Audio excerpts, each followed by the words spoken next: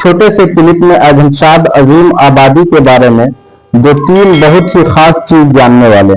सबसे पहले हम ये जानेंगे शाद अजीम आबादी का असल नाम क्या था, उनका तखल्लुस क्या था, उनका अदबी नाम क्या था, उनका अदबी खिदमात क्या था। इन सारी चीजों को इस छोटे से क्लिप में आज हम जानेंगे। सबसे पहले देखिए खान बहादुर। खान बहादुर क्या है ये हम आखिर में समझेंगे। सबसे पहले देखिए असल नाम। असल नाम था सैयद मोहम्मद अली। शाद अजीम आबादी का असल नाम सैयद मोहम्मद अली था। उनकी पैदाइश 17 जनवरी 1846 ईस्वी में हुई। जाए पैदाइश पटना।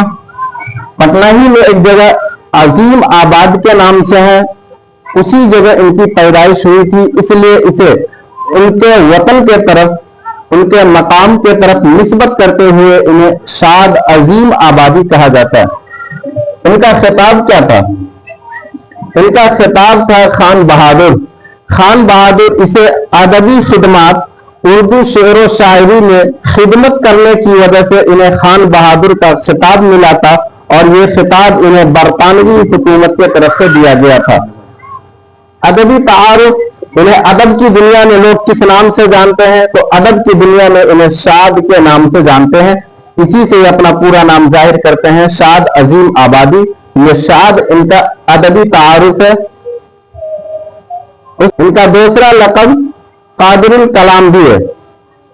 देखिए इनकी वफात हुई थी 8 जनवरी 1927 ईस्वी में। 8 जनवरी 1927 ईस्वी में ये उर्दू के गजल गो शायर थे और इनकी पकड़ मरसिया में भी बहुत थी।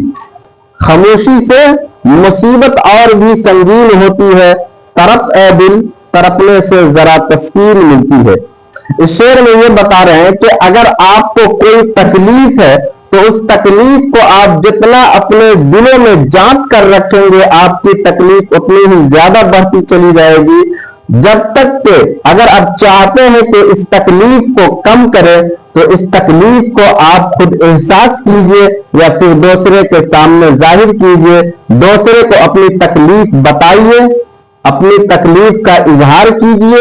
इससे शाद अजीम आबादी कहते हैं कि तरफ ए दिल तरफने से जरा तस्कीन मिलती है। जब आप अपनी तकलीफ को जाहिर करेंगे तो आपकी तकलीफ में तस्कीन यानी सुकून मिलेगा।